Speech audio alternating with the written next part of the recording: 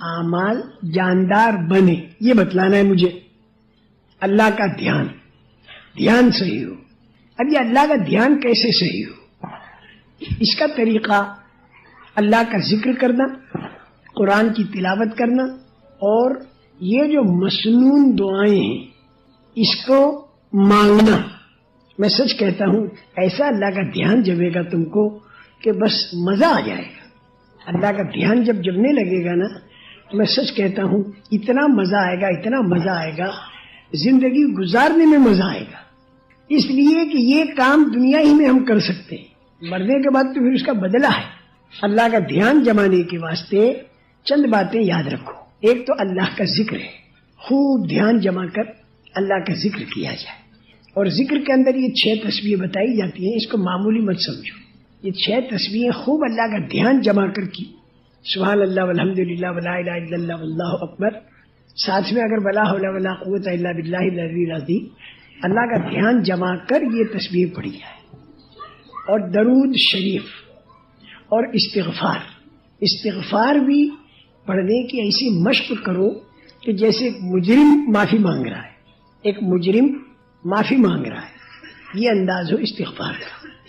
خوب جی لگا کر یہ 6 تسبیح اور قرآن پاک کی تلاوت، خوب اللہ کا دھیان جما کر، اور 24 گھنٹے کی جو سنت دعائیں ہیں اس کو مانگنا. ایک تو ہے پڑھنا اور ایک ہے مانگنا. تو دعا جو ہوتی ہے وہ پڑھنے کی چیز نہیں ہوتی، دعا جو ہوتی ہے وہ مانگنے کی چیز ہوتی ہے. اگر کوئی پڑھے دعا تو بھی اسے ثواب ملے گا، لیکن اصل مانگنا ہے، اللہ سے مانگنا، یعنی مانگنے کی کیفیت ہو. پڑھنے کے اوپر کا درجہ مانگنا. جیسے پڑھنا اور مانگنا میں فرق بتاؤں. ایک آدمی کسی کے پاس گیا، اسے پیسے چاہیے، تو ایک تو وہ یوں کہے کہ میں بہت ہی محتاج ہوں، میرے کو اتنے روپے کی ضرورت ہے، اس کا نام تو ہے پڑھنا. اور ایک ہوتا ہے مانگنا، بھائی مجھے بہت ضرورت ہے، میرے چھوٹے چھوٹے بچے ہیں، لڑکی کی شادی ہونے والی ہے، ذرا میرے کو اتنے روپے دے دو. یہ مانگنا ہے. تو دعا مانگنے کی ترتیب پر مسنون دعائیں جو ہیں اسے یاد کرو اور مانگنے کی ترتیب.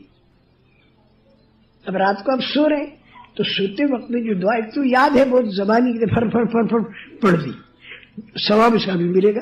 اور ایک یہ اللہم انی اسلمت الیک، اللہ وجہت وجہی الیک وفوضت امری الیک والجأت ظہری الیک رغبتا ورہبتا الیک لا ملجأ ولا منجا منک الا الیک آمنت بکتابک الذی انزلت وبنبیک الذی ارسلت. اس کے معنی بھی سمجھ میں آ رہے ہو کہ اللہ سے مانگ رہا ہے، یہ آدمی اللہ سے مانگ رہا ہے. بڑی عجیب چیز ہے. اللہ کے فضل و کرم سے جماعتوں میں پھر کر مسنون دعائیں ہمارے بھائیوں کو اچھی یاد ہو گئی، لیکن مانگنے کی عادت ڈالو. اس میں مانگنے میں ذرا دھیان جمانا پڑے گا. نماز بھی پڑھو تو سورہ فاتحہ جو بولے مانگنے کی نوعیت ہو، مانگنا مانگ رہے ہم، اور پھر اللہ پاک اس کا جواب بھی دیتے ہیں. یہ ہمارے پیارے نبی صلی اللہ علیہ وسلم نے بتایا کہ اللہ پاک اس کا جواب بھی دیتے ہیں. ہم کہتے الحمدللہ رب العالمین، تو اللہ تعالیٰ اس کا جواب دیتے ہیں حمیدنی عبدی، میرے بندے نے میری تعریف کی. پھر ہم کہتے ہیں الرحمن الرحیم، تو اللہ جواب دیتے ہیں اثنا علی عبدی، میرے بندے نے میری ثنا کی. پھر ہم کہتے ہیں مالک یوم الدین، تو اللہ کہتے ہیں مجدنی عبدی، میرے بندے نے میری بزرگی بیان کی. پھر ہم کہتے ہیں ایاک نعبد و ایاک نستعین، تو اس پر اللہ تعالیٰ کہتے ہیں کہ اس میں میری بھی ہے اور تیری بھی ہے، عبادت تو اللہ کی اور مدد بندے کی. اس کے بعد جو اہدنا الصراط المستقیم سے ولا الضالین تک جو ہے، یہ 3 آیتیں تو خالص بندے کے لیے دعا ہے. پہلی 3 آیتیں اللہ کی بزرگی ہے، اور بیچ کے جو ایاک نعبد و ایاک نستعین ہے، یہ کنیکشن ملاتی ہے بندے کا خدا سے. عبادت خدا کی اور مدد بندے کی، یہ کڑی ہے بیچ کی. تو 3.5 آیتوں میں تو خدا کی تعریف، اور 3.5 آیتوں کے اندر بندہ مانگ رہا ہے. تو جب ولد ضالین کہا تو اخیر کے اندر اللہ پاک اس کا جواب دیتے ہیں کہ ھذا لی ولی عبدی ما سأل، یہ میری اور میرے بندے کی، اور میرے بندے کو وہ ملا جو میرے بندے نے مانگا. اب اگر سورہ فاتحہ روزانہ نمازوں کے اندر اس انداز سے پڑھیں کہ ہمارا مولا اس کا جواب دے رہا ہے، ایسا مزہ نماز کے اندر آپ کو آئے گا، ایسا مزہ نماز کے اندر آپ کو آئے گا کہ آپ کو گشتوں میں جانا مجاہدے کے ساتھ ہوگا. نماز میں بڑا مزہ آئے گا نا. اب گشت کا بھی وقت ہو رہا ہے تو گشت میں بھی جانا ہے. اب گشت میں جانا آپ کے لیے مجاہدہ ہوگا کیونکہ اس میں بڑا لطف آ رہا ہے. اس مجاہدے کے اندر بھی ترقی ہوگی انشاءاللہ، اس کے اندر بھی ترقی ہوگی.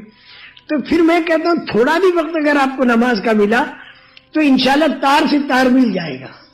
تار سے تار ملا ہوا ہو نا تو بٹن دبا دو، بس دیر نہیں لگتی، صاحب روشنی ہو گئی. بٹن دبانے کی دیر، تار سے تار ملا ہوا ہو. اس لیے میرے محترم دوستو، اللہ کا دھیان جمتا ہے ذکر سے، تلاوت سے اور دعا سے. پہلے نماز میں جمے گا اور پھر انشاءاللہ آپ تجارت کرو گے تو تجارت میں بھی اللہ کا دھیان ہوگا کیونکہ نماز پڑھ کے آئے ہو، نماز میں کھڑے ہو کر آئے ہو، نماز میں اللہ کو بڑا کہا ہے آپ نے، اللہ اکبر. اب تجارت میں جاؤ گے تو آپ کو دھیان ہوگا کہ اللہ بڑے ہیں اور قیامت کے دن مجھے اللہ کے سامنے کھڑا ہونا ہے. اس لیے اب میں اپنی تجارت کے اندر کوئی کام ایسا نہ کروں کہ قیامت کے دن اللہ کے سامنے کھڑا ہونے میں مجھے شرمندگی نہ ہو. عورتیں بھی سامنے خریدار آئیں گی، کیا کیا ہوگا. تو یہ آدمی اللہ کے خوف کے ساتھ پھر تجارت کرے گا.